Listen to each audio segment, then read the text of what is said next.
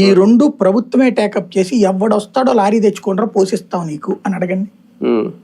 మొత్తం ఈ మాఫియాలు ఇప్పుడు ఎవరెవడైతే తవ్వుతానంటున్నాడో వాళ్ళని కేవలం తవ్వకం కాంట్రాక్ట్లు ఇవ్వండి వాళ్ళకి. అంటే తవ్వి పోసే పని మాత్రం ఆడికి అప్పచెప్పి అవుట్ సోర్సింగ్. లైక్ మిగతాదంతా కూడా వచ్చి లారీలో పోసుకోండి, డబ్బులు ఇచ్చిపోండి. అంటే రోజుకి వస్తాయండి 10,000 కోట్లు. కనీసం 1000 కోట్లు వేసుకోండి రోజుకి.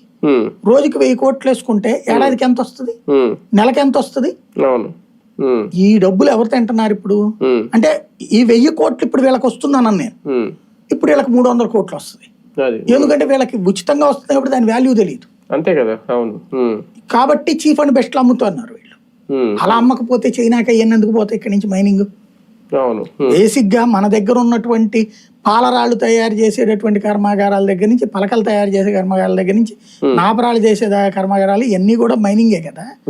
ఇవన్నీ ఎక్కడి నుంచి వచ్చినాయి? వీటికి మెటీరియల్ మన గనులే కదా. మన గనుల్లో మన ప్రభుత్వాలు ఏం చేస్తున్నాయి? లీజులు కనిస్తున్నాయి. ఆ లీజులు ఈడ్చిపెట్టి కొడితే ఏడాదికి 5,000 10,000 కోట్లు కూడా రావు.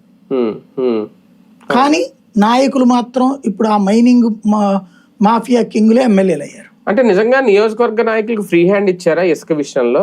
బాబు గారు కానీ లోకేష్ గారు కానీ, లేదంటే వీళ్ళిద్దరికీ తెలియకుండా వీళ్ళు రీచ్ల దగ్గర బోర్డులు పెట్టి మరి ప్రైస్ లిస్ట్ పెట్టి మరీ అమ్ముతున్నారు, వాళ్ళకి తెలియకుండా జరుగుతుంది? తెలుగుదేశంలో అట్లా సాధ్యం కాదండి, అది ఆర్గనైజ్డ్ పార్టీ.